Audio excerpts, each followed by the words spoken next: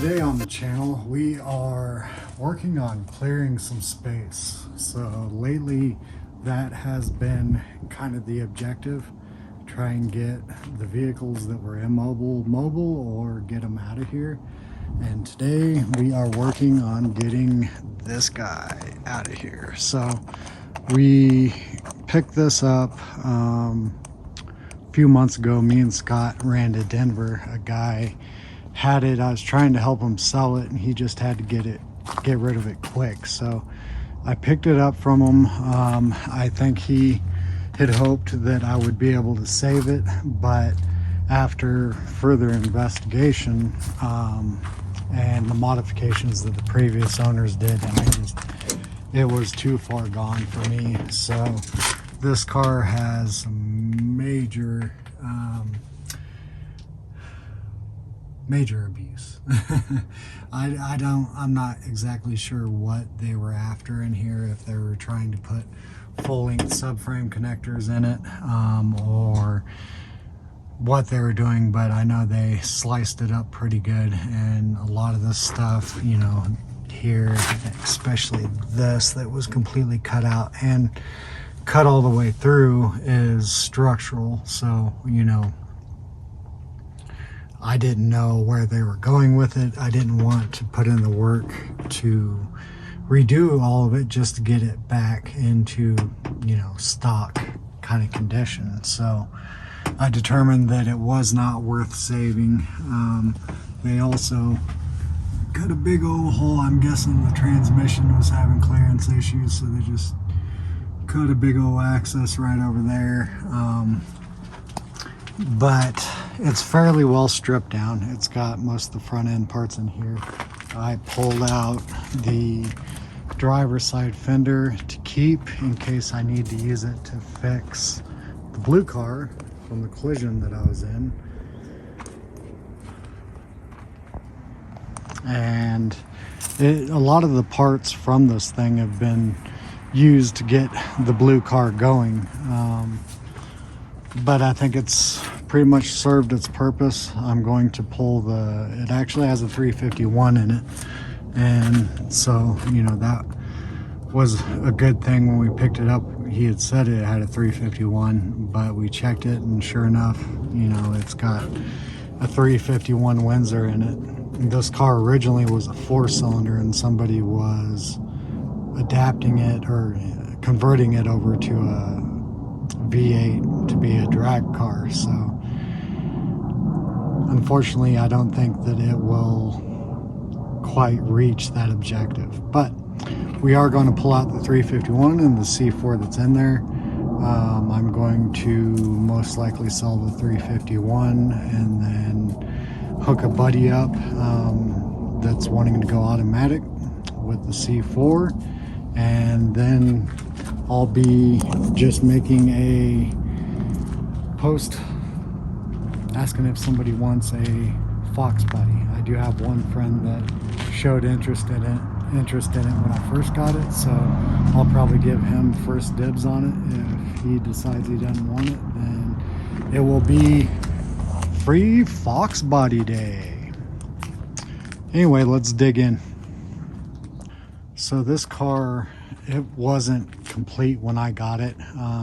It does look like the engine and maybe the transmission were ran at one point, but it didn't have the front end on it, and there was just a lot of stuff that wasn't finished yet.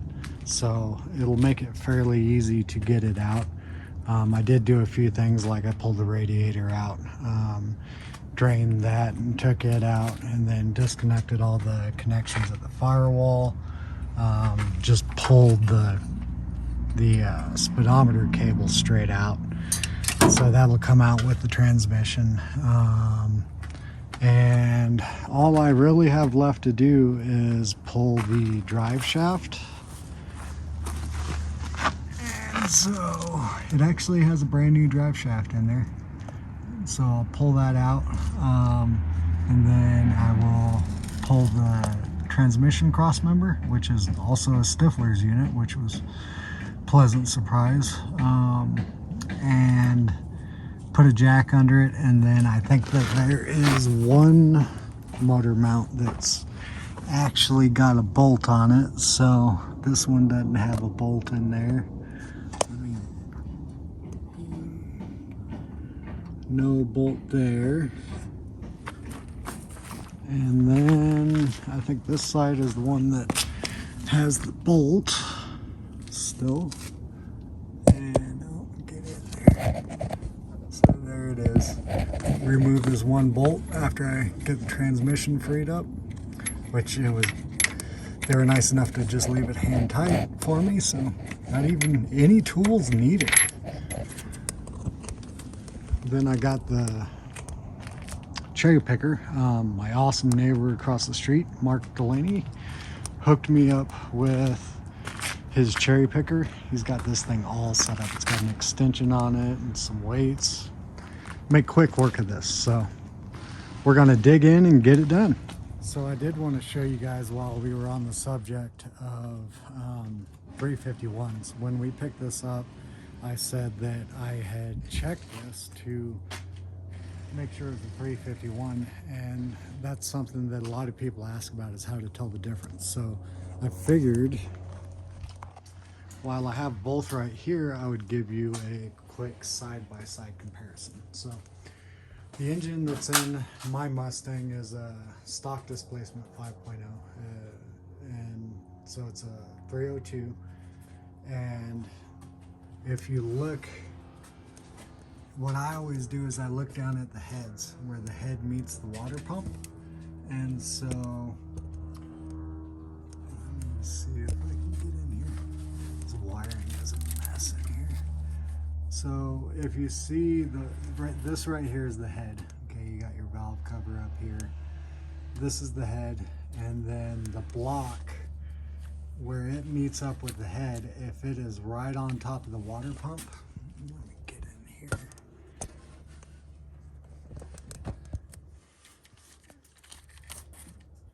See right here where the head mounts to the block, if it is right up against the water pump, then it's a 302.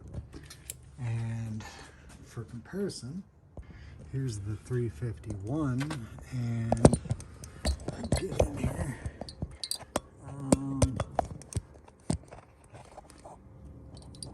So right here behind this bracket, you can see the seam right there where the head mounts to the block.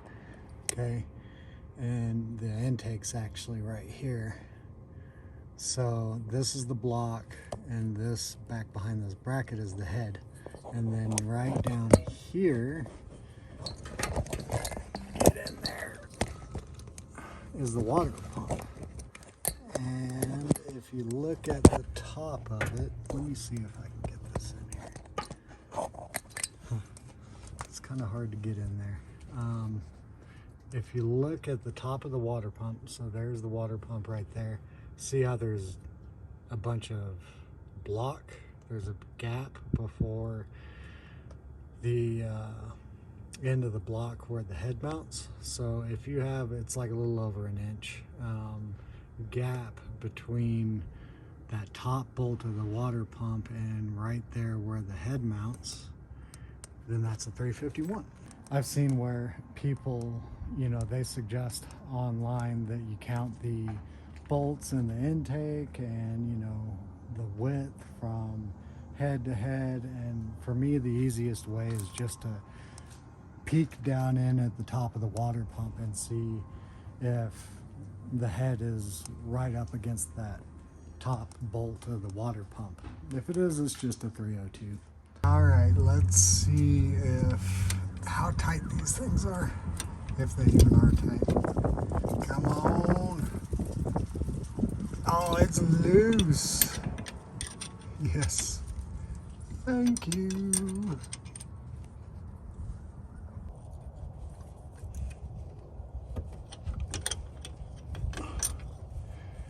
Now I'm gonna have to figure out what I'm going to do about the tail housing for the transmission,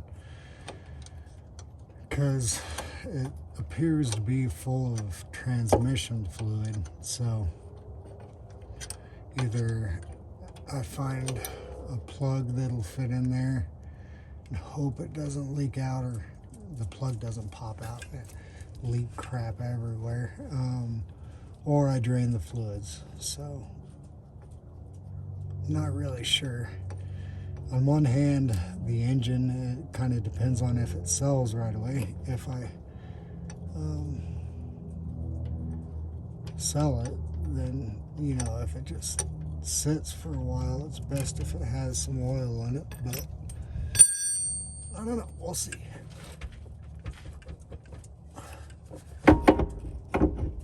And it's out. So when you, ooh, whoa, hello. I'm upside down now. Still upside down, but upside down the right way. When you get your bolts out from the drive shaft, you just grab it and wiggle it around and pull it forward. It'll slide in the slip joint, or the slip yoke up front, and that'll give you enough space to get it loose here. And so now we got it loose. If we can get it far enough, we'll drop it on the ground there. Let it sit there until I figure out what to do with the transmission. Sometimes I get visitors. They like to supervise. So I've decided that instead of dropping the pan on the transmission to drain it, I am just going to put the plug in. So I got this guy here, and I know it works on T5s. It's got 2 ends on it. One of them's tapered, so maybe I can get it in there to get it sealed up. And just in case I can't, or it pops off, backup baggie. This and a zip tie, you're good to go. Don't forget your drip pan, so put that on there just to catch whatever comes out between pulling the drive shaft out and putting the plug in. Yes. Is it chance approved? Nope.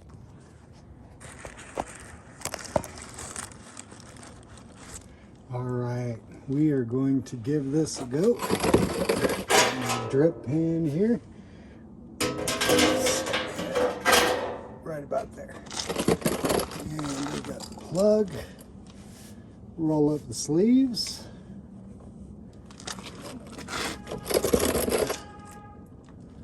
Beep, beep. And you gotta lift up the back end and slide the slip yoke out. And nothing came out. So that's good. Yeah, that's a nice brand new drive shaft. It is? No, I don't know. It looks like it may have been ran a little bit. I'm guessing this thing probably made it around the block once, and that's probably about it. All right, now we got our plug in there. Get them wedged in real good. All right, yeah. Don't think we even need the backup baggie. So hopefully, well, it does have this weep hole on the tail shaft seal, so I don't know. Does it fit that way? No.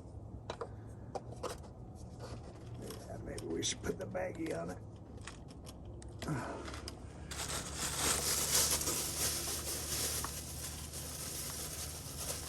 Now this takes a very special technique. See, gotta make sure you got it far enough up there that it's not gonna sag down and just slide off. And the nifty thing is if you get the special edition Walmart baggies, the white, and it's easier to see the transmission fluid, you just take the little handles here, wrap them around here,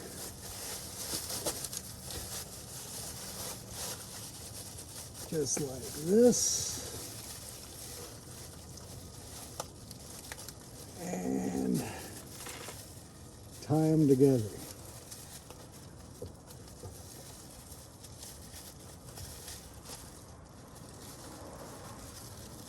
Make sure you get it good.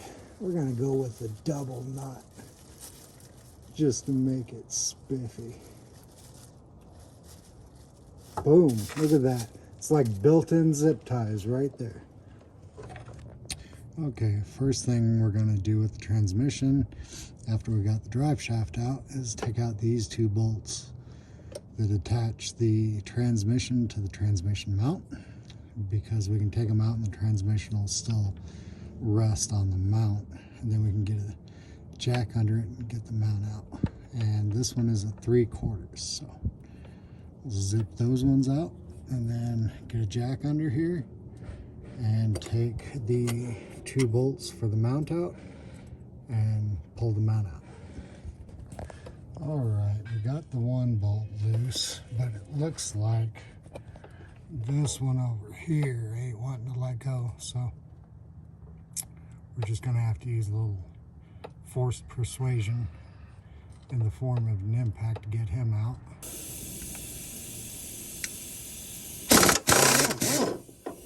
Oh yeah.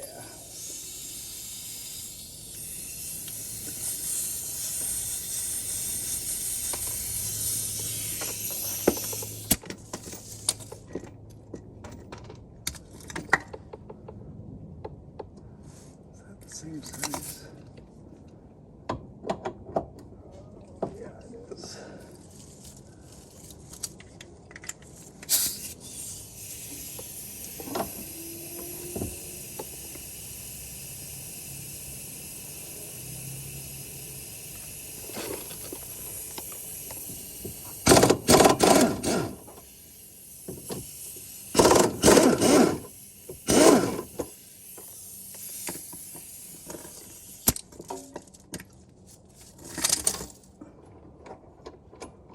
All right, I decided to go ahead and take these bottom bolts that attach the bottom of the mount to the mount itself, or the cross member, I should say. This car actually came with a Stifler's cross member, so I'm pretty happy about that. All right, let's get a jack under it and we'll zip these last two out, and it should be good to go. Now that we got the transmission jacked up, I always like to use a little board on the pan so that you don't dent in the pan or mess it up. But once we got the jack under there, the mount pretty much just falls out. So there goes the mount. Don't forget your little spacer. This, I assume, came with the Stifler's cross member. It's a nice piece. Now, the transmission end is good to go and ready to come out. I do need to go ahead and take this mount out so that it'll have enough room to go all the way down to the ground to get enough angle to get the engine out. So, go ahead and take that out and then pull my last motor mount bolt, the little hand tight guy over there, and go ahead and yank her out.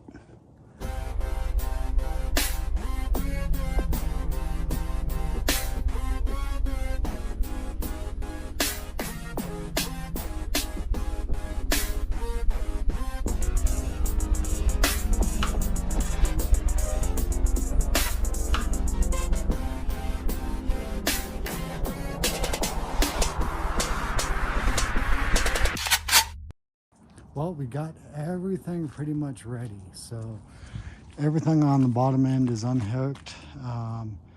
Drive shaft is out. The trans cross member is right there. The motor mounts are disconnected. Everything in here should be disconnected. If it's not, then we are going to test the tensile strength of whatever item that is. So I am pretty much ready to pull it. But first, I need a lunch break and charge my phone, and we'll get this puppy pulled out. Okay, I got a little snack in me. I'm probably still wearing it on my beard. And I'm ready to tackle the rest of the removal on this bad boy. So everything's pretty much disconnected. I just have to get the cherry picker in there. Mark was kind enough to supply me with a plate, lift plate, but I think the studs are a little bent, so I'm gonna have to do a little persuasion on these to get that on there. Shouldn't be too bad though. But we'll get that on there, get the cherry picker set up, rolled in there. I might have to move the jack stands back a bit. Just depends on how the cherry picker fits, but it looks like the legs will probably be right in the way. So if I have to, I'll shift those over and then get it pulled out. All right, so I was getting everything ready. Well, I figured once I pulled it out, I would set it on this pallet and this tire, get it supported and get the transmission separated. And I slid this tire over. It was holding on to that little lawnmower engine. And I decided I would blow it out. And I saw something black flopping around in there. And look at this critter. Yeah. Oh yeah, that's a big one. Yep.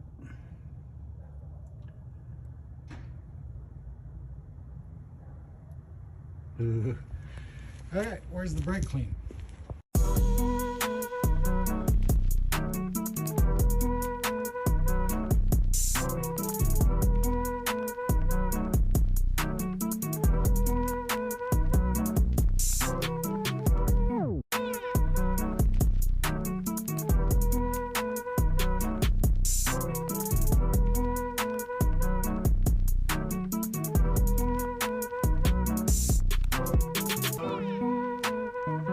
Snag.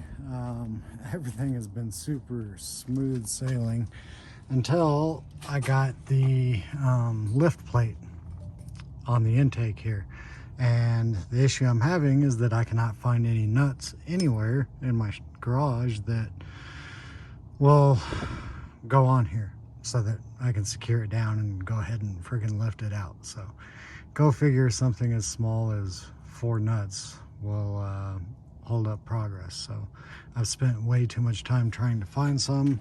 So I have this, which I believe is the same size and thread pitch, and we will take that with us to the parts store and get a few nuts that'll work on here. Proof that every 30-minute job is 1 nut away from becoming a 2-hour ordeal. But we do have our nuts. Made a trip down to O'Reilly, took this bolt that looked like the same size with me and compared it, and then wound up with these. I got the grade 10.9. I figure if it's lifting an engine out, maybe I should get something strong. So they were like $4. I could have got them probably cheaper at Ace, but O'Reilly's is right down the street, and that's the price you pay for convenience, I guess. So toss these on and pull her up. Well, this is turning out to be quite the ordeal, just over some nuts. So I thought for sure these were the right size. I even prepared this bolt to it, and looks like the same size, thread pitch, everything. And the nuts work on the bolt, they don't work on these studs. So don't know what to do. So I was sitting here about to start cussing, and I look over and I remembered that I have this intake here. Again, thanks to Mr. Mark across the street, he had given me this intake with carb off of a 289 Mustang, and so I just dropped one, stole the nuts off of there, and they are the correct size. So wasted $4 in the trip to O'Reilly, but at least we can move on.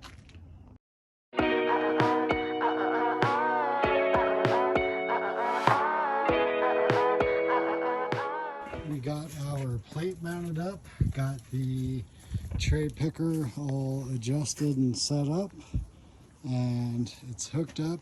I went ahead and pumped it up a little bit to where there's some tension on here. Now whenever you're pulling an engine, of course you always want to take it slow, but I will get the engine up and get some tension on it, and then I will start pivoting the transmission down. So you always want to be able to get some angle down here. So you want the bottom to come down. So we'll go ahead and bring the transmission down a little bit. Maybe.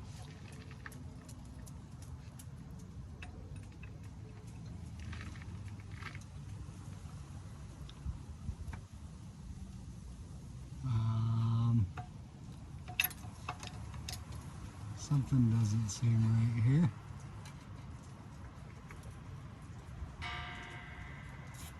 Interesting. So we got the jack down and the transmission didn't come down with it. So let's just have a peek. Cross members out. Huh. Well, that's interesting. I might have to move the hook on that plate. It seems like it might just be balancing. Yeah. See, she's just completely balanced. So, no, I don't. Yeah, I think I will. I'll go ahead and move the hook on the plate to where it'll give me a little bit of tilt. Okay, now we got it moved. I actually skipped one hole. I had it on the back hole. I figured with the transmission being on there, there'd be a bunch of weight. But based on how balanced it was, I decided to go ahead and skip one hole and go straight to the second one. And we will see if that pays off with how it balances out. Now let's get this jack back down and see if that transmission comes down with it.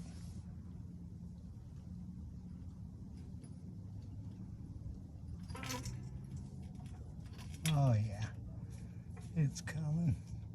Not a whole lot. Huh. We'll leave it right there. And we'll see how it's acting when it clears the motor mounts. Whoa, almost dropped my phone.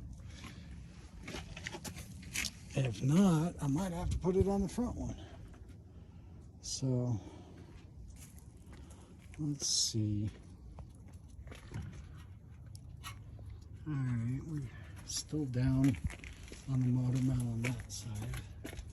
Still down on this side. Let's go up a little bit and see what it does. I wish my phone would focus.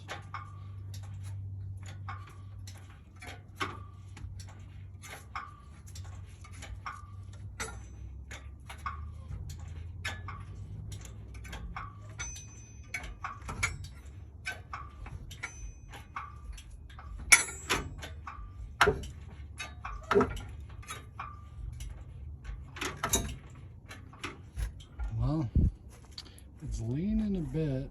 We've got it to where it's up off the motor mount pad on that side, and it's coming up on this side, so I don't know. Let's try it and see what happens.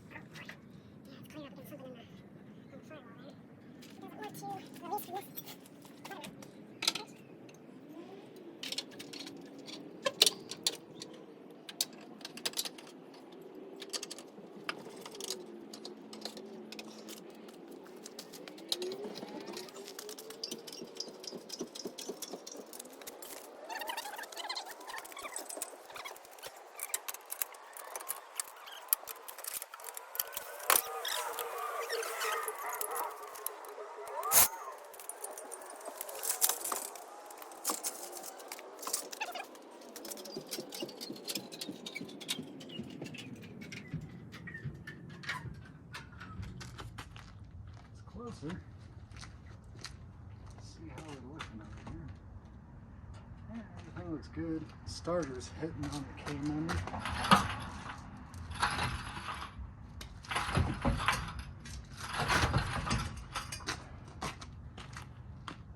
Ooh, that oil pan's gonna be a pain.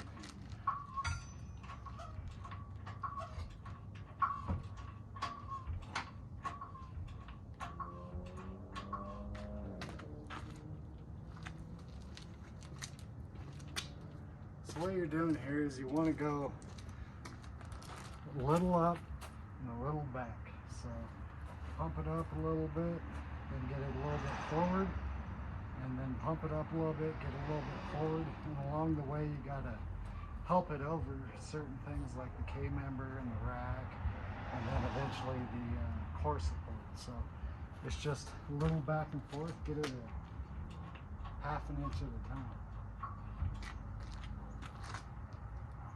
Let's try that.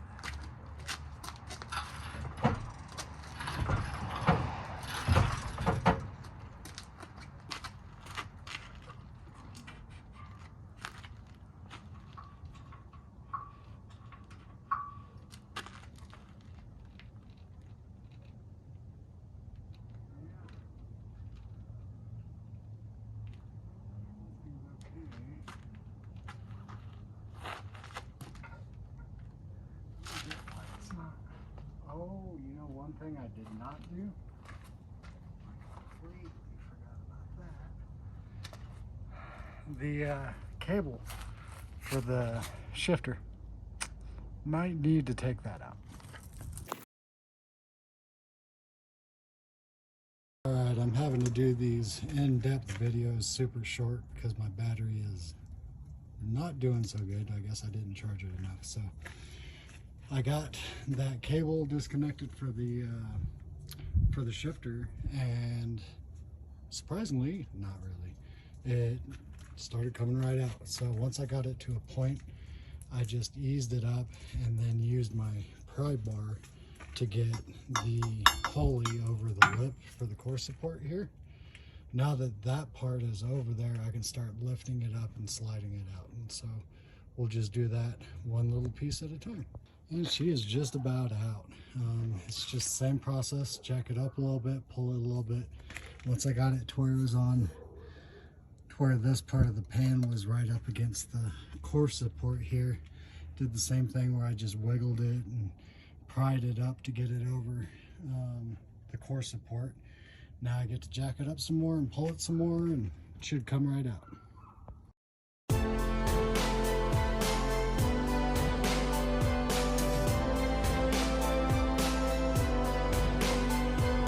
Present to you 351 and its partner C4. It is officially out, so I'm going to take them and just set them on here. I'll have the transmission on the pallets and then the engine on the tire. Get the two separated and then start dispersing of stuff. Thank you for watching.